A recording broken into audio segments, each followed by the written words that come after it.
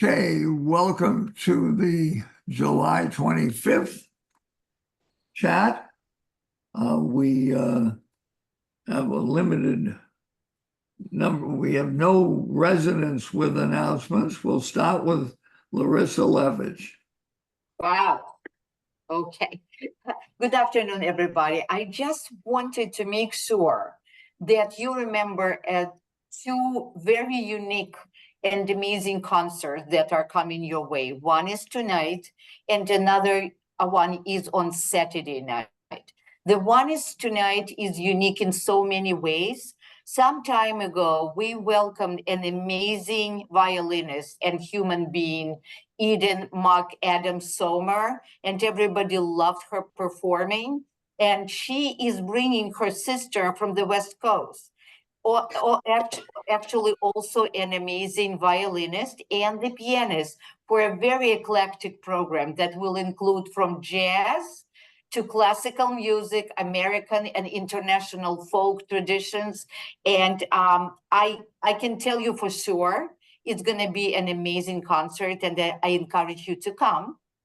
And on Saturday, we welcome, I will tell you in a minute, we welcome Brazilian Jazz Project. It's a bunch of local musicians with Brazilian roots. The vocalist is from Brazil. They are really very cool musicians. I hope you are going to give it a good try and enjoy the concert. Thank you. Okay, thank you. So Hannah Gordon, who is a member of the HSL partner agency Houseworks, has an announcement. Go ahead, Hannah. Thank you so much for letting me pop on here. Hi, everybody. We are sponsoring an ice cream social on Tuesday from 2 to 3 p.m. in the Treats area next to Nosh. So I just wanted to make sure that everyone was aware. If you know us or if you don't, come introduce yourself. We'd love to see a lot of people gathering and having some ice cream. Okay, thank you. So before we move on, Matt, I assume we'll take Carol Johnson and Rob Ferrier before we take you? That would be fine. Okay, let's just see if there are any other announcements or questions before we move on. All right, well, Carol, you and Rob are on. Judy was coming. Jerry, Rob is logging on right now. And Rabbi Judy was going to make an announcement. Oh, no, she wasn't. That's She right. was not going to make an announcement. Next week, she's making an announcement. So why don't I do this, Jerry? Would it be possible that I can give my updates while we wait for Rob to jump on?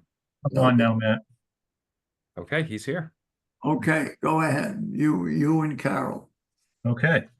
So actually, not to disappoint folks, but it'll be more me rambling than Carol today. So bear with me. So thanks for the opportunity, everybody, to allow me to speak.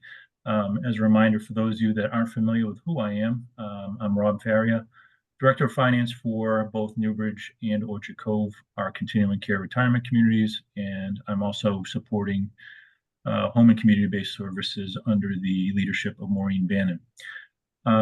So hoping for two things today. One, obviously, is to present you with what I'm sure most of you are waiting to see, which is the monthly service fee increase for October 1st of this year.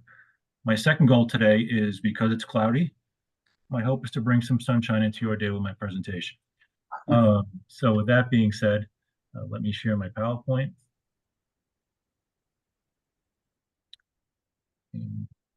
So just forewarning, it's going to start right with the monthly service fee increase. So that's right on page 1. So just be ready.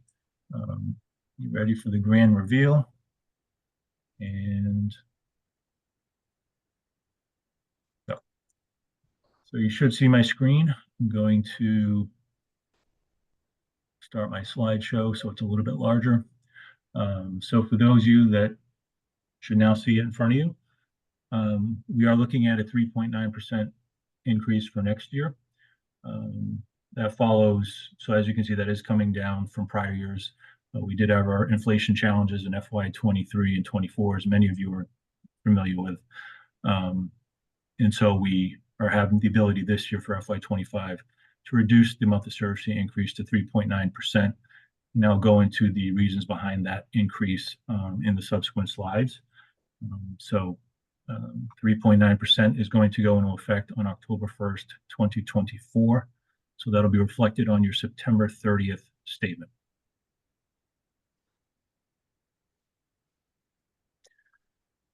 Looking at operating results, you can see, I'll just mention a couple things. I know there's a lot of numbers here, but at the end of the day, when you look at our financial targets for FY25, you can see that we're looking at earnings of about $675, net entrance fees of about $8 million, and investment income of $1.6 million or so. You can see we're basically aligned with what our targets are for next year. Our targets are basically us reaching sustainable levels. A couple things to call out here. Net entrance fees received, while they don't have an impact per se on your monthly service fee increase, it's still an important driver at Newbridge as the incoming net entrance fees that we receive on an annual basis help us with infrastructure. So in other words, capital improvements throughout the campus. So a lot going on in this slide, but the key takeaways here are that when you look at our total cash budget, Rob, I think we lost you a little bit. Oh, sorry. Can you hear me now? Yes. Okay, sorry. So our earnings from operations, you can see along with net entrance fees and investment income, we end up with cash generated of about 10.3 million, which is essentially what our target is for next year. Keep in mind these results are for Newbridge Independent Living.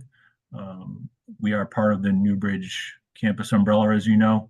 So assisted living and the healthcare center have their own financial targets, which combined with our financial targets here in independent living, help us sustain the community, both from providing the appropriate level of services needed for the community and also for the related infrastructure support that is needed in terms of capital spending.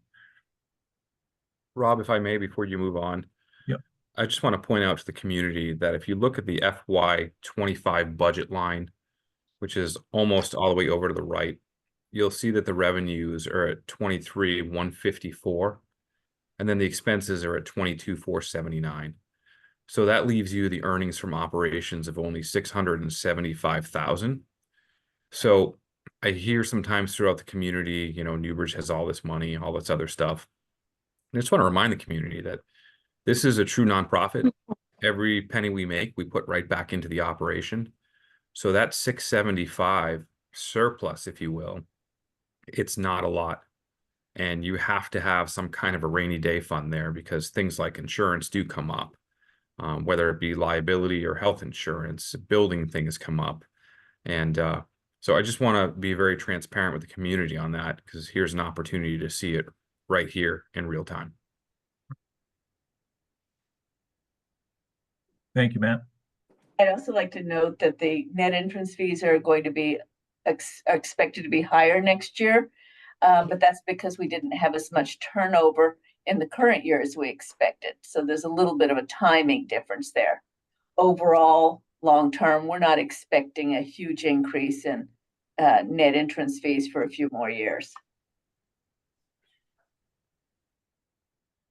Thank you, Carol. On to the next slide, kind of piggybacking off the previous slide. You can see our revenues are going up next year by just under the 4% or 3.9% monthly service fee. So that aligns with what our expectation is. You can see that that's a little bit short of our expenses. We look at our staff salaries and benefits going up 6.3%. We are assuming 4% increase next year for salaries. And while inflation has cooled, it's not yet back to what we would consider pre-COVID levels. So there's still a little bit of inflation going on that's causing us to be a little bit higher in our inflation assumption, particularly within salaries and wages. More so within our fringe benefits, which is the benefits on this line. Fringe benefits being things like health insurance, dental, vision, 401k match, things like that. So as an example, our health insurance for FY25 is going up 8%. So that's also what's leading to the salaries and benefits being up over 6%, comparing 24 and 25. Another thing to note with our staff salaries, when we budget full staffing. We don't allow for any vacancy in our budget, as we're conservative in that aspect of our approach. However, historically speaking, we do have vacancy each year that can translate to about 1% of salaries. In other operating expenses, you can see we're going up by about 3.5%, which is just under the inflation factor that we have for other expenses of 4%, but within reason. And you can see our operating expenses being increasing by about 4.9%. So we do have the challenge of expense increases next year, but overall, again, we are, as Matt had alluded to and I had alluded to, we're looking to be net positive as a unit of Newbridge Independent Living, and combined with assisted living in the healthcare center, meet our sustainable objectives to not only support our continued services, but also our capital spending as well.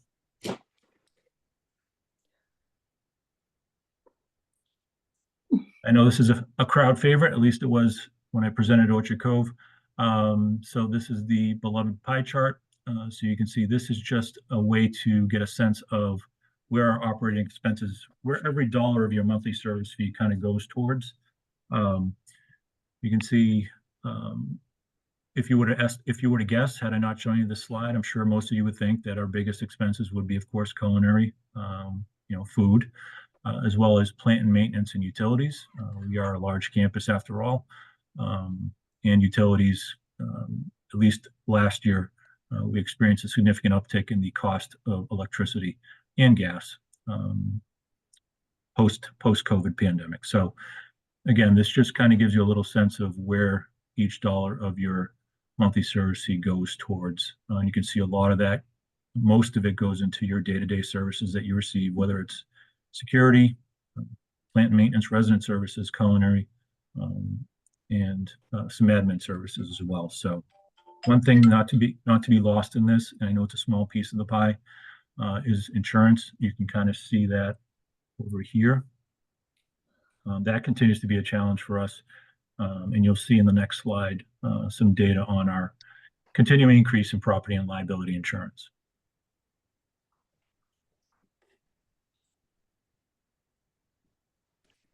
In terms of our budget challenges, I talked a little bit about our increased labor costs. Again, that's not going away. And part of the reason why we're increasing our wages, or assuming to increase our wages by 4% next year.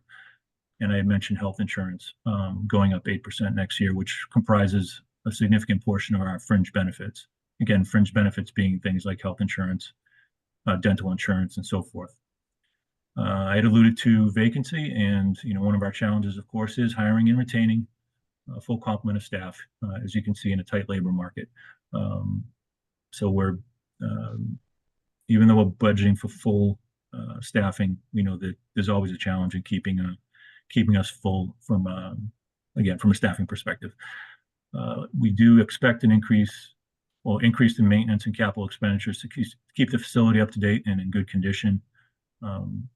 Sorry, I forgot to mention, but in the previous slide, anything that you saw with maintenance or facilities does not include capital expenditures.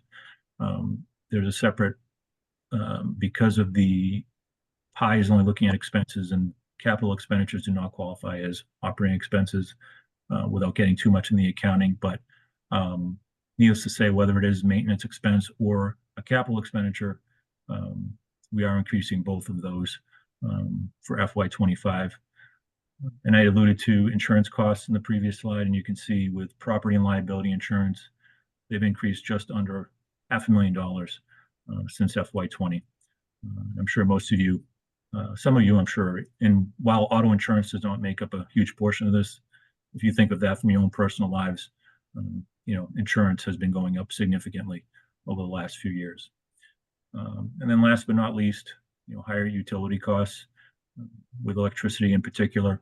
We were able to dodge somewhat of a bullet in the sense that at the start of FY24, we had locked in a new contract where the supply costs had gone up significantly because we hadn't negotiated the new contract. The previous contract had lasted 3 years, so we expected a little bit of a sticker shock for last year for the pricing that went into effect at the beginning of FY24. But the good news was that because we went through that pretty substantial capital project of LEDs and increasing efficiency, that helped reduce our electricity costs to the point where it basically was able to absorb the increase in supply costs. So that was a good decision strategically, and also a little bit of luck involved in the timing of the contract. So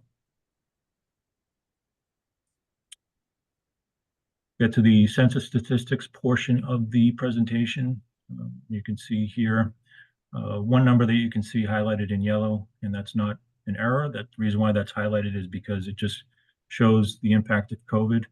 And I'm hoping this is the last year that I have to talk about COVID, as it's now a few years past us. But nonetheless, you can see that we were impacted in FY21 and then in FY22. What I mean by that is once the pandemic occurred, you can see our census or our average occupied units drop pretty substantially, but then we rebounded pretty quickly.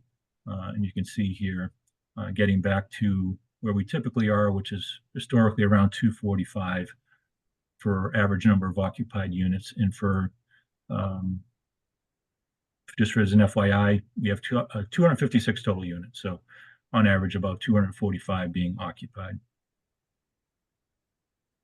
And you can see also with move-ins, we are expecting 29 move-ins next year, which is kind of a high water mark for us. We did achieve it in 23 and then also 21, although 21 was more so because of the COVID rebound. But as we are now a mature community, when you think about the age of Newbridge being 15 years or so, 15 years old or so, we expect to see around 30 move-ins and 30 releases or thereabouts each year as we move forward. And then census statistics. This is, good stuff to discuss over dinner or breakfast with your significant others, just fun information to have. A couple of things to outline here in yellow. You can see the amount of move-ins if you account for second persons as well. Where we did have the bounce back in 2021. Again, reasons because of the COVID rebound. And then you can also see one of the things that's very important to Newbridge is the average age, as you can see, has been steadily declining. And while we don't yet have 2024 statistics yet, as of the end of last year, we were at 86.1 for an average age of an IL resident.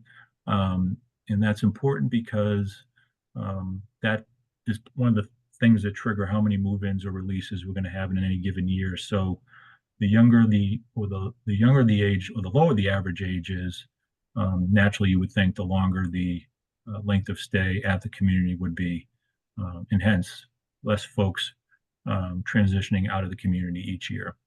So either way, that's a very good metric to see traction. So that's a good thing that we're down to about 86. And then again, for those of you that are interested, we've got 2-to-1 ratio with women versus men, 80 couples or thereabouts, and then quite the difference between single men and single women. So just keep that in the back of your mind. And then total number of residents, you can see we've been holding steady at about 325, 330. So I know that was a lot. Hopefully you learned a few things from that. I'll stop now for questions. Well, please drop your screen or I'll do it for you. Sure, I can do that right now. Okay, I'll recognize whoever has questions. I don't see any questions. Faye, I got Terry Union. Go ahead. I'll unmute you. Go ahead. You're all Thank set. you. So I appreciate the report that you gave. And there's an echo, sorry. We don't hear it, so if you can block it. I don't know how to stop it. Anyway, so the question I have has to do with something you've investigated, which has to do with solar panels on the roof, which our insurance company, from what I understand, doesn't approve. And I guess it has to be because of the asphalt on the roof or how you replace a roof that needs to be replaced if you have solar panels sitting on it. But is there some other way that we can at least partially, this is a green campus, as you know. When Fishman first made the dedication of this community at its opening, he talked about this as a green community and he mentioned all the reasons why.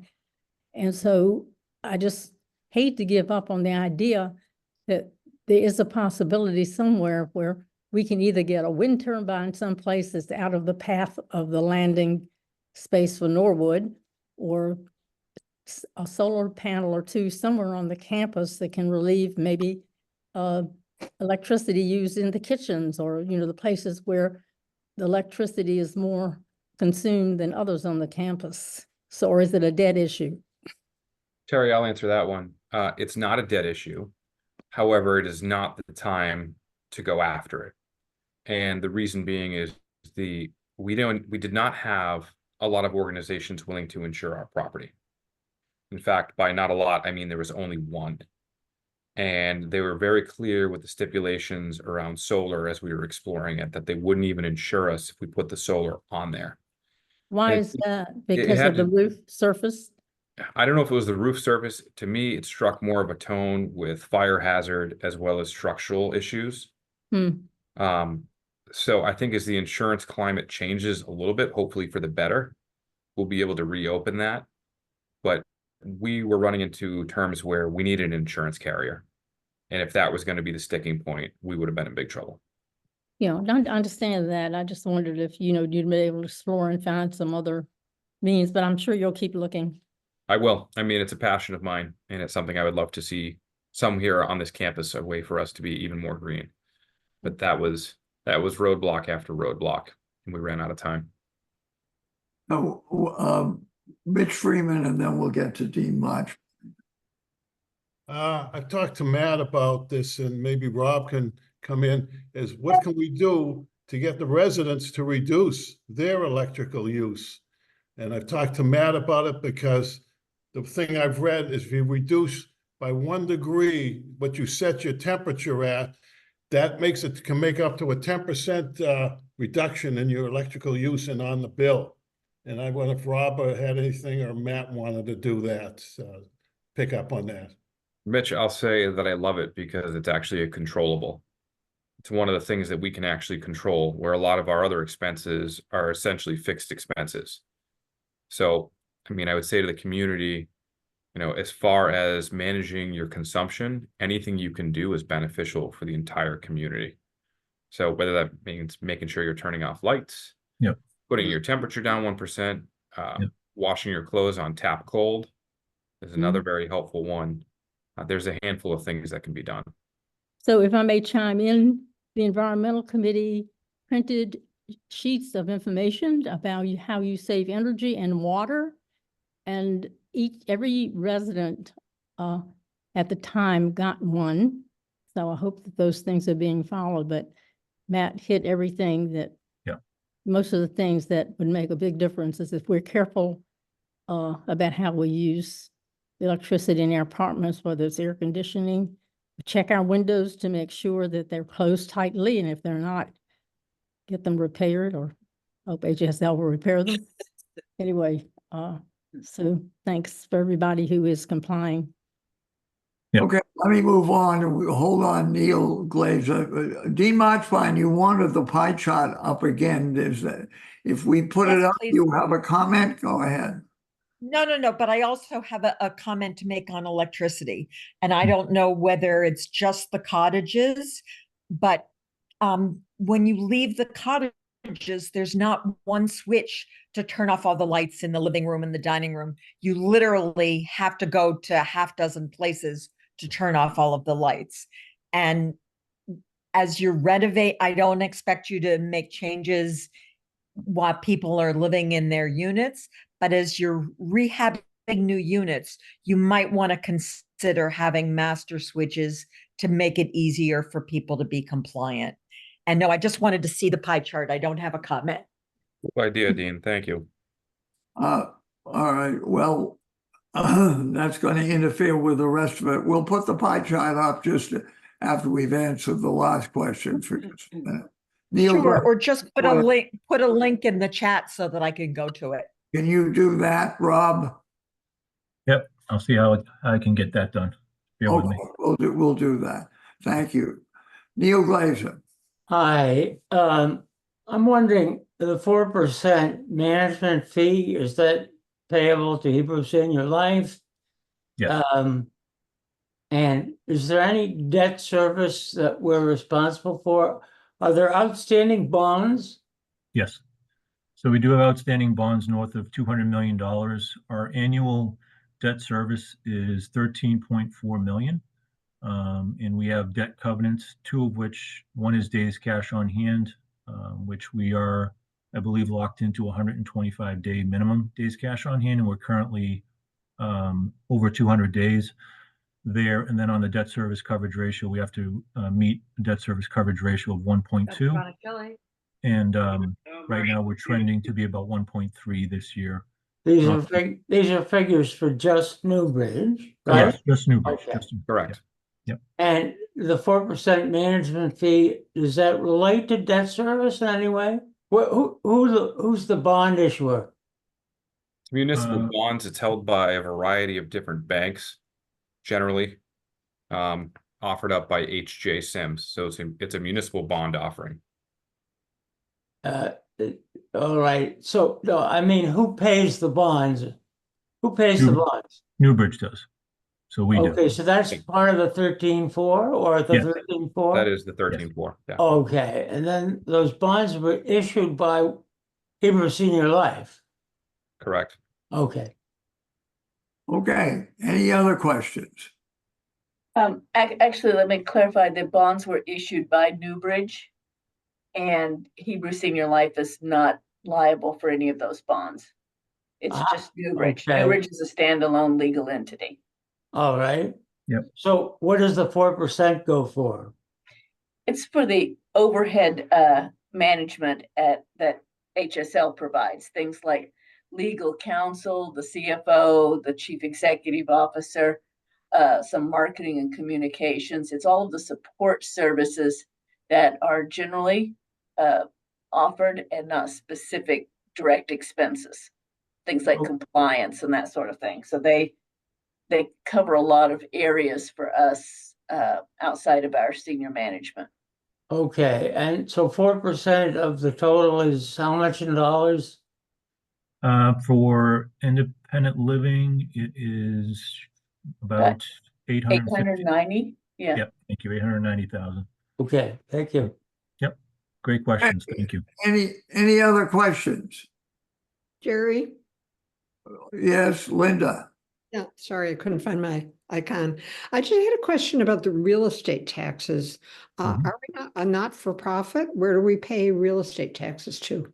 We pay the tax to the town of Dedham, just independent living. We are exempt from paying taxes for the healthcare center and for assisted living. I don't know if you'd call, well, it is a real estate tax. Correct me if I'm wrong, Karen. Yeah, pilot. It is a real estate tax. Yeah. Okay, so it's because we're in independent living, like an apartment sort of thing. Thank you. It's because we're not the independent living is not a charitable organization in terms of the law. I Well, got it. Yeah, it's a charitable organization from a tax perspective, but from a town perspective, it's just counted as a residence. There are no healthcare services. Everybody pays their taxes. LaSalle had a famous case where they tried not to pay their taxes. They pay their taxes. You know, we have to have some order here, and so we're gonna. I just don't want everybody to come in an uncontrolled basis. All right, we have the answer to that. Are there any other questions? Yeah, Sal Barzilay had a hand up. And Monica. Who? Yeah, I do, but I don't know. Sal Barzilay. Oh, all right. Will you go ahead, Rona, and then we'll take. Okay. I understand now there are about 200, over 200 people waiting for units now. I know they're all not going to take them, but that's quite a bit. And I was thinking that maybe that means that we're filled up. And I know that there's a big profit in the amount of money that you charge for each unit. And the unit costs have, and the cottage costs have definitely gone up. And that's where the money is made. So can you give me some information about what the heck I'm talking about, since I don't know really? Yeah, and I think I can jump in there. So the way we look at that is, you're talking about net entrance fees. So the way we approach net entrance fees is, while that can be, depending on the year, a significant amount of cash, we do then turn around and use that cash to invest back in the community in form of capital. So the way we think of it is, earnings from operations are used to subsidize the services provided to the residents, and then our net entrance fees received are used to subsidize our capital expenditures. And I wouldn't say subsidize, I would say pay for. And actually, since Newbridge opened, the average month increase annually in the entrance fees has only been about 4%. So it's not like the real estate market that's up, 200% in the last 15 years. The entrance fees have only gone up by 4% a year. It's kind of an inflationary adjustment. Does that give you the information you wanted, Rona?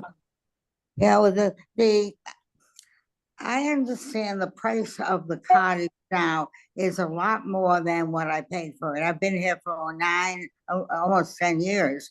And even though you can get a discount when you move in here, what does that do? It keeps the price up for when you sell the unit. I mean, and you said that's management fees. I don't understand that. Actually, Rona, it's the entrance fees have gone up at about the same rate, or slightly less actually, than the monthly service fees since the campus opened. And you don't get a discount on the entrance fee. There is a lower price on contracts that have a lower refundability. And that's just a choice that people make, to pay less upfront and get less back at the end. Yeah, but it's different now. It's different now than what it was when I first came in here. I couldn't get to 25% off. Now you can get. Yes, we've actually always had those 3 contracts. Okay, we're going to leave that and go to Sal Bartolai. Can you hear me? Yes.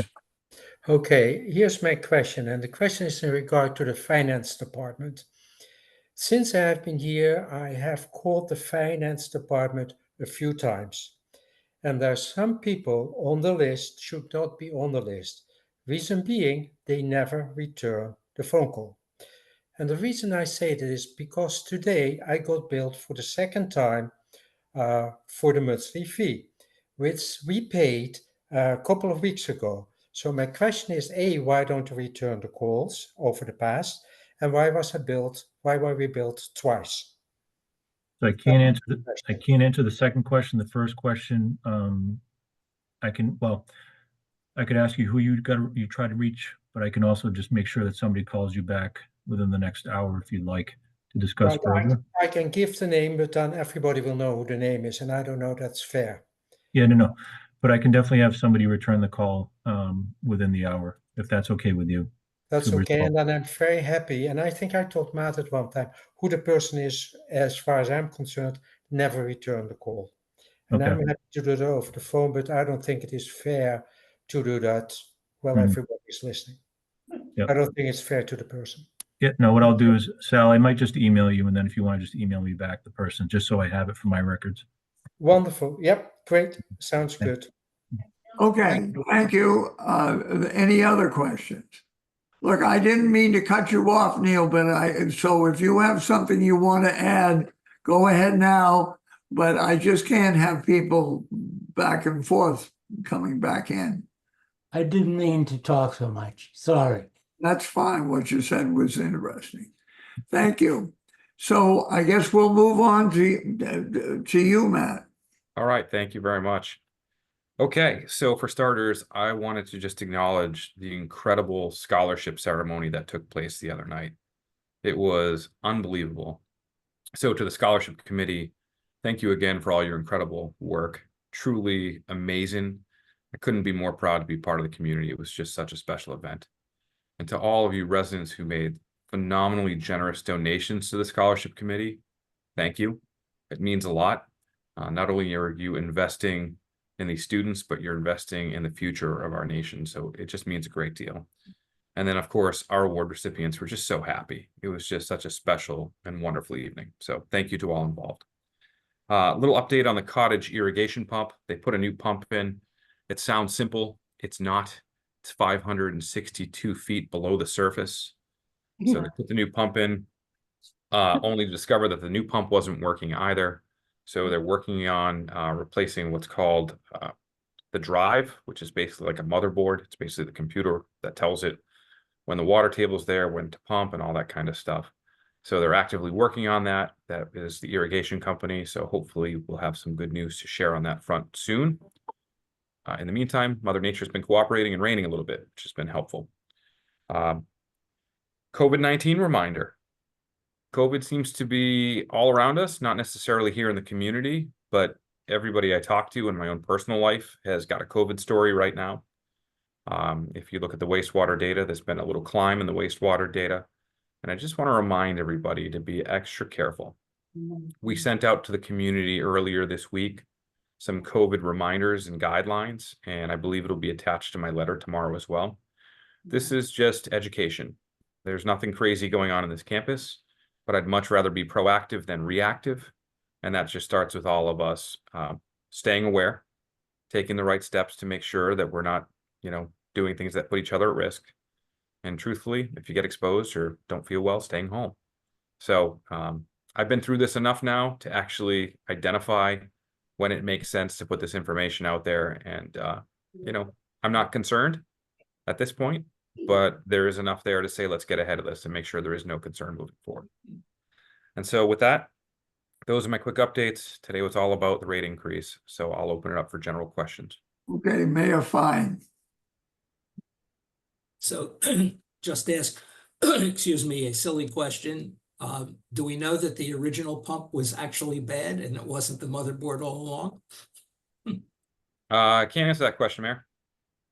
I can take that, Matt. Why should we pay I for can it? take that. Yeah, Mayor, the original pump was bad. It did fail. As to why, we're not sure. When we sunk the new well, what actually happened was for some odd reason, it sucked up a lot of silt into that pump. But at the same time, we did find that the motherboard or the drive was having an issue as well. So the drive's been ordered. They actually took the well pump back to the office and they're taking a hard look at it to see what might have caused that to go bad. Second one, but we believe it's from the silt. So more to come on that as soon as I get more information. Okay, Barbara. I unmute again. Okay, Matt, I have two questions. First of all, are there any active cases of COVID on campus right now? There are 2 cases on campus right now. Okay. The second is, and this is actually goes to landscaping. I took a walk around the garden yesterday and it looks rather tired. There's a lot of dead branches on a lot of the flowers and, specifically the hydrangeas and the various things that have died off. I think it needs some cleaning up. Should that be happening? Absolutely. Okay. Thank you for sharing. There's so many competing demands, Barbara, on the campus, as you know. And I'm not saying that's what's impacting the garden. It's gardens are constant motion. There are things constantly changing in that space. And so by you bringing it up allows me to reach out to AQPS and put it on the radar. Okay. Thank you. You're welcome. Anything else? So I would like to reach out also, Matt, on the garden. The garden is overrun. Everything is so crowded and it just needs pruning all the way around. Each bush runs into the next, and it looks sloppy. Thank you. It's helpful to hear. I mean, really, I count on all of you to be my eyes and ears as well. There's like I said, there's so many competing demands, so it helps when you all speak up. Okay, all right, Rona Goodman. Hi, Matt, I talked to you last week about the guitar. The guitar is almost hidden now because of the landscape. The trees are all around it. I think that you should take it now and put it in the middle by the entrance. You know, I'm doing a good thing. I'm giving you, I mean, it's a donation, and it's wonderful. If people like art, they're gonna love this sculpture, but you gotta get it there, and we shouldn't wait very long on it. It should be moved. Thank you, Rona. As we talked about, the whole landscape master plan thing is coming into play right now, so I got to get those guys It's involved. too long. Okay, all right, anybody Yeah. else? Oh, somebody's breaking through. Okay, I see no one else. Faye? Okay, thank you, everybody. We'll see you same time next week. Thank you. everyone. Bye, everyone. Bye. Bye.